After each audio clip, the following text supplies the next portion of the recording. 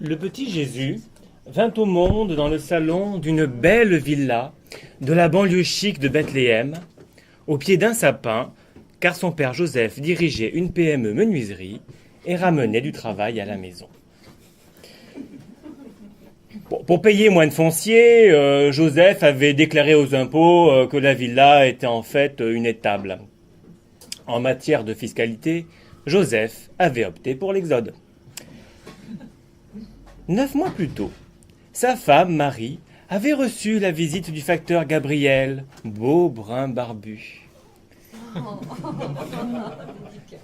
Gab lui avait dit, en lui tendant une coupe, « Prenez et buvez-en tout, car ceci est un échantillon du sperme de Dieu, versé pour vous. » Et Marie se délecta, pendant que Joseph, la regardant faire, eut soudain envie de limer une bûche de Noël. Merci, Jackie et Michel. Et Gab dit que la sextape soit, et la sextape fut. À sa naissance, le petit Jésus braillait. Marie voulut inscrire le fruit de ses entrailles à la crèche. Mais la puéricultrice le refusa, car Jésus n'avait pas un prénom bien français, comme les autres enfants, Pierre, Paul, Jacques et Madeleine. En plus, il n'était pas baptisé, car c'est très difficile d'immerger un bébé qui marche sur l'eau.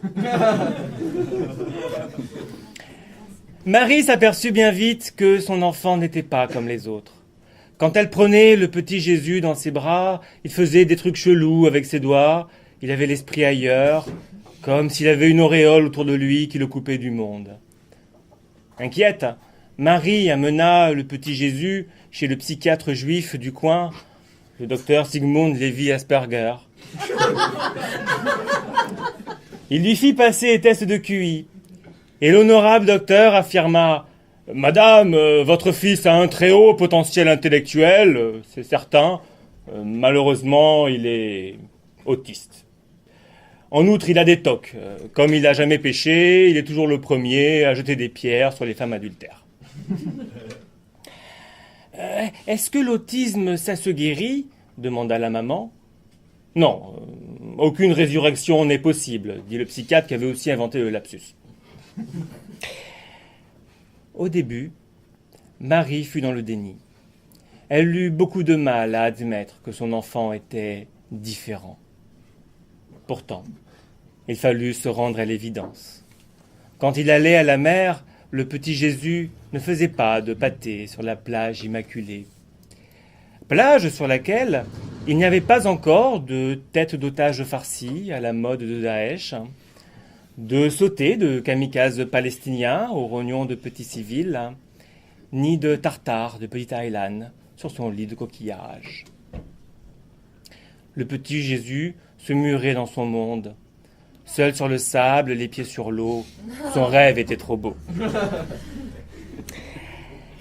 Parce qu'il était différent, les autres enfants se moquaient de lui et multipliaient les pains dans sa gueule. Et il répétait en le frappant « Donnons-lui aujourd'hui notre pain de ce jour !»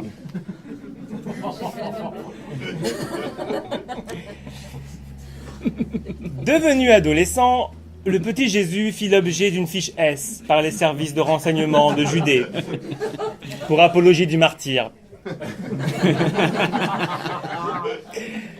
Il faut dire que le petit Jésus est au rachat des péchés des hommes, ce que Bernard Tapie est au rachat des emprunts du Crédit Lyonnais. Le baratineur qui fait croire à tout le monde qu'il se sauvera éternellement, mais qui, lors du dernier jugement, est finalement condamné à tout racheter.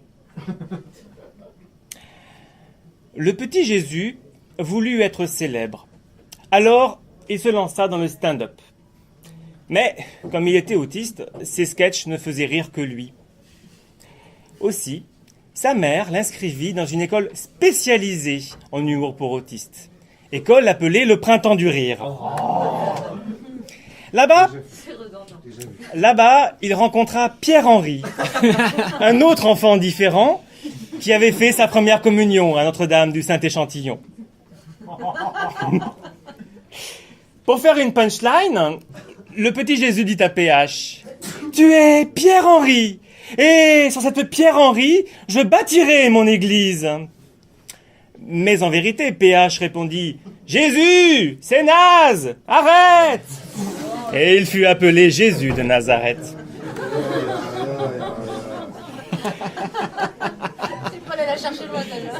Alors le petit Jésus prononça un sermon pour autistes. « Je dis aime comme un emblème, la haine je la jette. Je dis aime. » Mais en vérité, PH répondit « Jésus, c'est bête, les M. » Et il fut appelé Jésus de Bethléem. Il y en a qui ne suivent pas. Le petit Jésus devenu grand fut employé dans la PME menuiserie de papa. En ce temps-là, le marché de la construction de croix en bois était en plein essor. Et la PME remportait tous les appels d'offres. Malheureusement, un jour où, comme d'habitude, le grand Jésus livrait une croix, il fut victime d'un terrible accident du travail. L'accident bête. Il s'est pris les pieds et les mains dans la machine à clouer. Heureusement, l'histoire finit bien. Car depuis lors, le business du sapin de Noël se porte à merveille. Chaque juif de Judée travaille à couper sapin et sapine. Et la PME menuiserie familiale prospère pour des siècles et des siècles. Amen.